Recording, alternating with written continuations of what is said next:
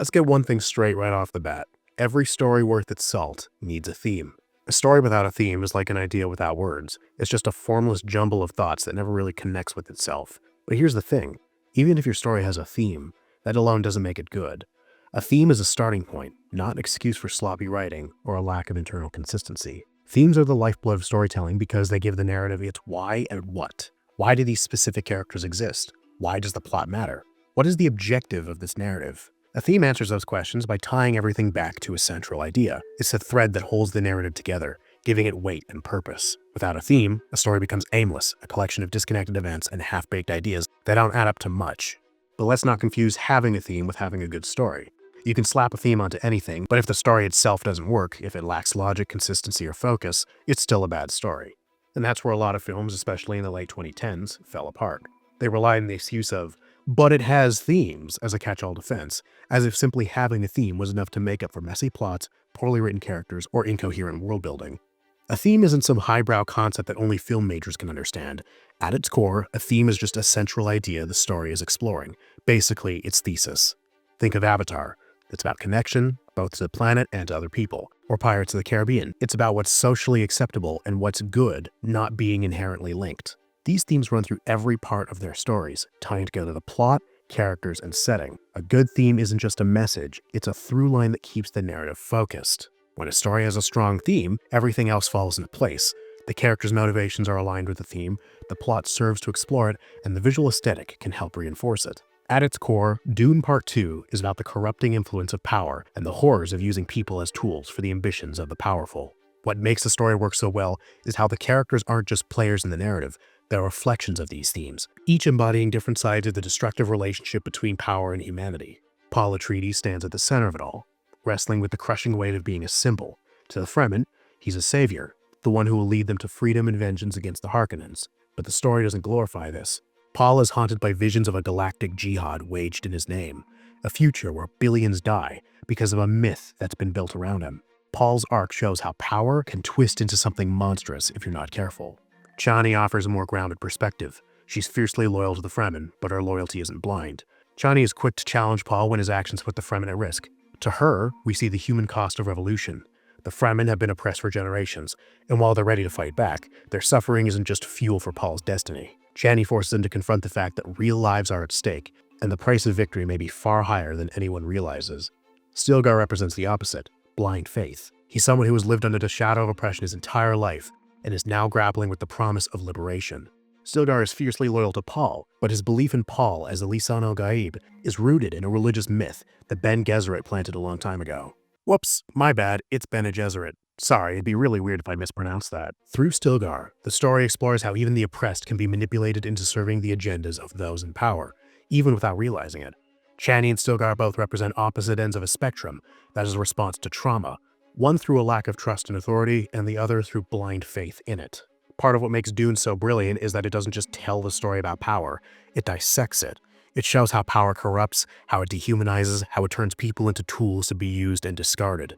Every character is a piece in a larger puzzle, and together, they create a narrative that forces us to confront the uncomfortable truths about leadership, revolution, and the human cost of ambition. Now, let's flip the script. What happens if a story has a theme, but no internal consistency? What you get is a fucking mess, Jesus Christ.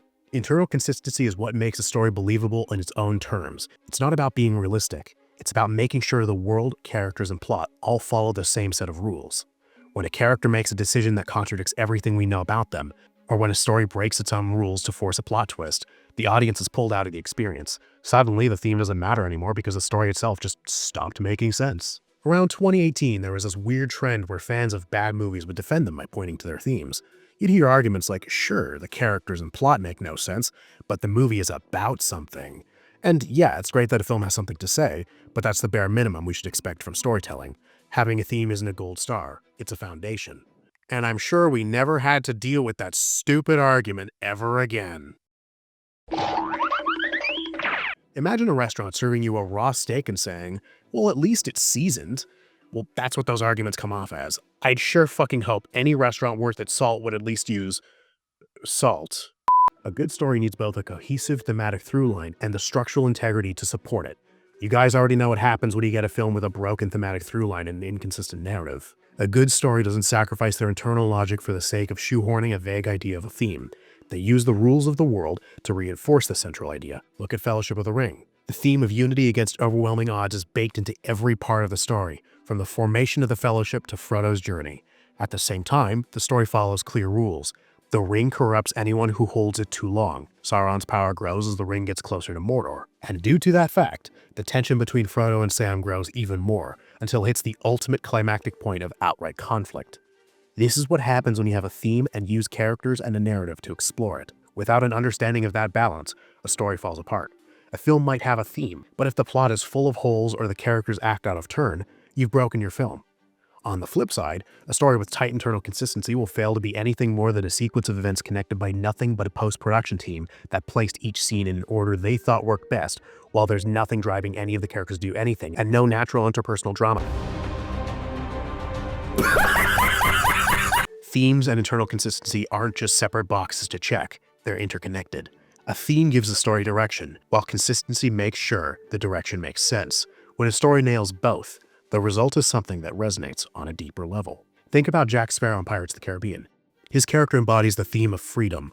He's constantly trying to escape constraints, whether it's the law, curses, or his own past. But Jack's actions also make sense within the story's rules.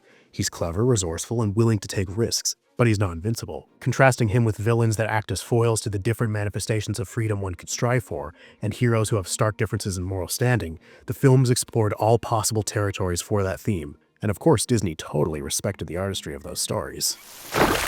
A theme without a story is like an idea without words. It's directionless and unformed, devoid of meaning. But a theme isn't enough to make a story good. It's just the foundation. To truly work, a story needs internal consistency, a clear set of rules to keep everything grounded. Themes and logic go hand in hand, and the best stories use both to create something greater than the sum of their parts. So next time somebody defends a bad film by saying, "But it has themes," just remember, that's the bare minimum. A good story doesn't just have themes, it uses them to build a cohesive narrative that covers all grounds and milks the characters of narrative dry for everything they're worth, putting characters into situations that reveal their true colors, their responses to stimuli that force them to confront something about themselves. The theme is the first step. The existence of characters with unique perspectives on that theme is the second, the interpersonal dynamics built from differing worldviews are the third, and conflict driven from characterization is the fourth. Don't just leave it at a theme. Do something with it. Make it make sense. Anything less is just lazy. That's it for today's video. If you liked it, give it a like and hit the subscribe button. Join my Patreon page for early access to my videos and join my Discord server. Thank you all for watching, and I hope you all have a great day.